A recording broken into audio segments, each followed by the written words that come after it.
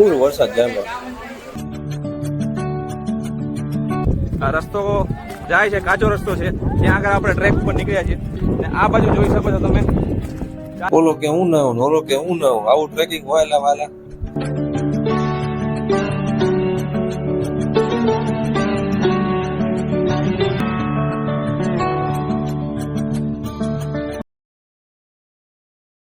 Hello મારી ફૂડી family, કેમ છો? હું છું આપનો તો જયેન્દ્ર. હું મારા મિત્રો સાથે પહોંચી ગયો છું કચ્છના એવા મિની હિલ સ્ટેશન ઉપર કે જેનું લોકેશન તમારે મને કહેવાનું છે.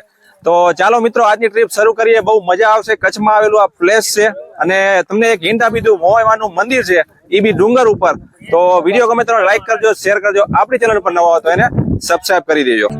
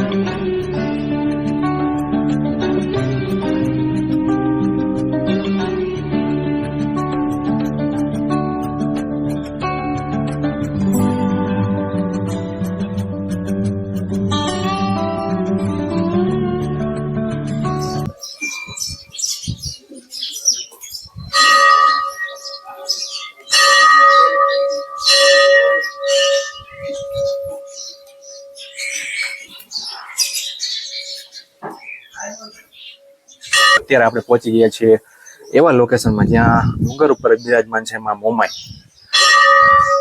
તો તમારે મને કમેન્ટ કરીને કહેવાનું છે મિત્રો, આ કઈ જગ્યા છે. જોઈ લો, આ મંદિર છે. કચ્છનું હિલ સ્ટેશન ગણવામાં આવે છે આ જગ્યા. તમે તમારી ફેમિલી સાથે અહીંયા દર્શન કરવા આવી શકો છો. અને મિની કહેવાય ને કે મિની હિલ સ્ટેશન તરીકે ઓળખવામાં આવે છે. અત્યારે મોન્સૂન છે ને, શું નજારો છે યાર, જોવો તો ખરા યાર. એક તરફ થોડો થોડો વરસાદ બી વરસી રહ્યો છે ડુંગર ઉપર, તમને જોવા મળશે. અને આ છે નદી છે. જોઈ લો, ચારે બાજુનું વાતાવરણ જેવું તમને બતાવું.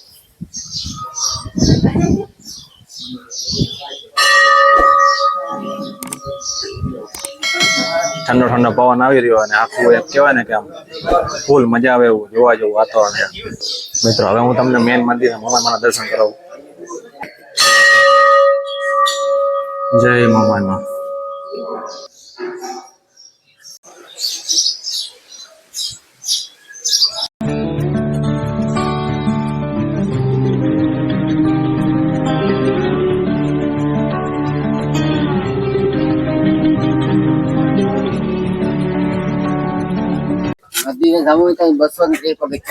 નદી હે 230. હા, શેનું મંદિર છે? બરાબર. અહીંયા આગળ છે ને નદી છે જો. અને અહીંયા આગળ એટલી શાંતિ છે ને, શું વાત કરું યાર તમને.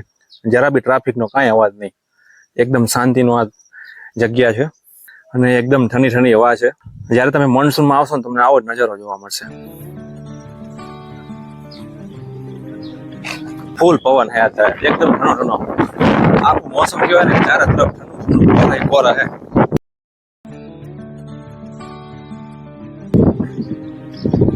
આપણે આ બાજુથી આવવાનું હોય છે.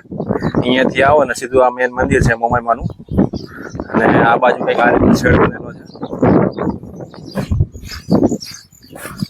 હા જો, વ્યૂ જોવો તમે. આ વ્યૂ માટે આપણે જો 100% આ જગ્યાએ આવવું પડે. આવો વ્યૂ લેવો હોય ને તો કચ્છનું એક જ માત્ર આ હિલ સ્ટેશન છે. કમેન્ટ કરી દેજો મિત્રો, કયું હિલ સ્ટેશન હશે આ.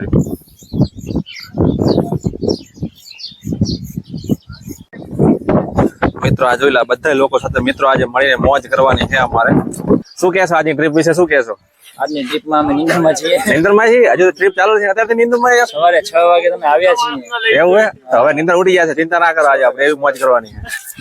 અત્યારે તો બધા ફોટા પાડવામાં બીજી છે ભાઈ.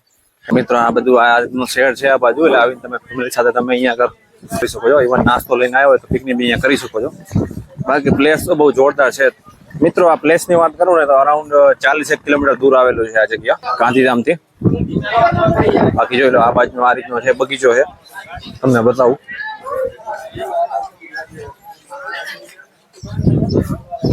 આ રીતનો છે નાનો પાર્ક આવેલો છે સાઈડમાં. જાણે તમે માઉન્ટ આબુ જતા હોય ને એ જ રીતનો વાંકા ચૂકા રસ્તા આવશે અને ફાઇનલી કહેવાય ને આજુબાજુ પહાડ જોવા મળશે તમને નાના મોટા અને અમુક નદીઓ અને ઝરણા બી તમને જોવા મળશે. બાકી પૌરાણિક ગામમાં આવેલું આ પ્લેસ છે. તો હવે બધી વ્યવસ્થા થઈ રહી છે. જોઈએ હવે આપણે આગળ એક્ટિવિટી શું કરવાની છે. ફૂલ મોજ કરવાની છે ભાઈ આપણે અત્યારે.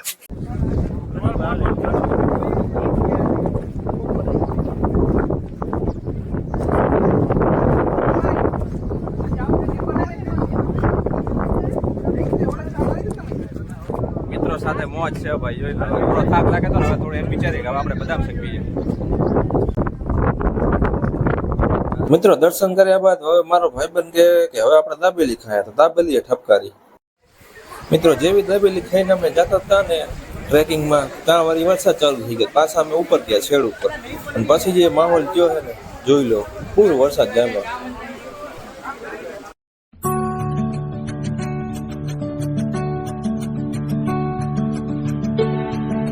મિત્રો વરસાદ બંધ થયો ને પછી અમને ટ્રેકિંગ કરવાનું મન થયું તો મેં કીધું હાલો ટ્રેકિંગ કરવા. બધા કે હાલો તો અમે નીકળી પડ્યા ટ્રેકિંગ કરવા માટે. હવે ક્યાં જવું કેવી રીતે જવું એ કાંઈ ખ્યાલ નતો પણ હવે રસ્તો હતો એટલે પહોંચી જતા હતા. પછી જુઓ અમે કઈ જગ્યાએ ગયા.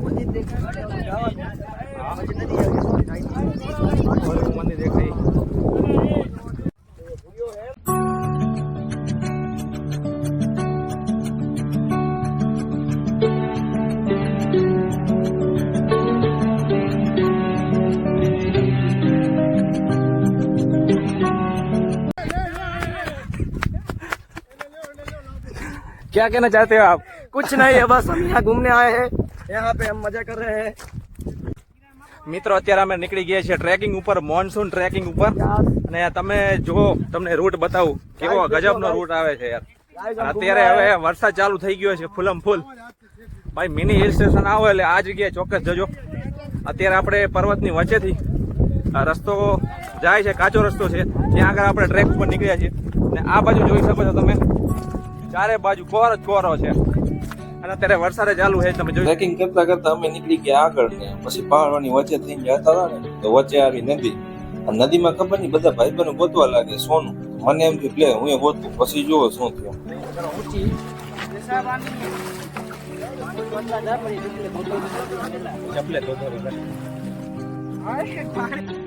ફરતા ફરતા જેવા આગળ ગયા ને 4 રસ્તા આવ્યા. હવે આમાં ખબર ના પડે કયા રસ્તે જાઉં. ભાઈબંધ કે ઓલા રસ્તે, બીજો કે આ રસ્તે. મેં કીધું ત્રીજો રસ્તો જાય. પછી જોવો શું થયું. ફાઇનલી ખબર નહીં અમે કઈ જગ્યાએ પહોંચી ગયા. નદી પૂરી થવાનું નામ જ નથી લેતું.